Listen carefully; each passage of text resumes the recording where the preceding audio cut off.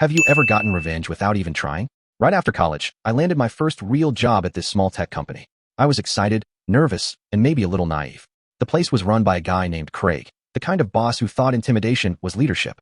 He'd call people out in meetings, mock new hires, and always brag about how no one works harder than me. In reality, he just yelled louder than everyone else.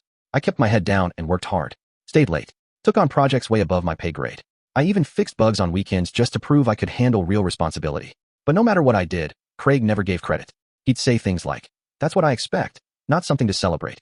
Meanwhile, he'd take my code and present it to clients like it was his idea. One day during a big call with a major client, Craig made a mistake in the presentation, mixed up two data sets. Instead of owning it, he turned to me and said, "Wow, maybe next time you'll double-check your work, huh?" Everyone laughed awkwardly. I could feel my face burning. That was it.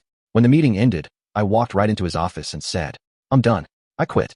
He smirked, leaned back in his chair, and said, "You'll be crawling back in 6 months when you realize no one else wants you."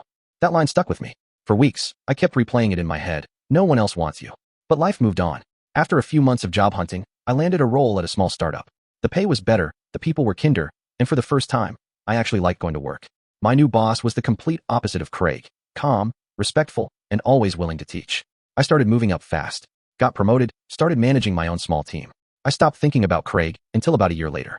One day, during a strategy meeting, my boss mentioned a potential acquisition. He said, "There's a smaller company we're considering buying, Craig Sun Solutions. They're struggling, but they've got a decent client list." I froze. Craig Sun Solutions. That was Craig's company. I didn't say anything. I didn't even react. My job was to evaluate their software and give a report. So I did, professionally, thoroughly, honestly. And what I found was a total mess. Outdated frameworks, broken systems, no proper data protection, the same issues I used to warn him about. I even saw parts of the code I had written years ago, still broken because he never let me fix them properly. So I wrote my report. No bias, no pettiness, just the truth.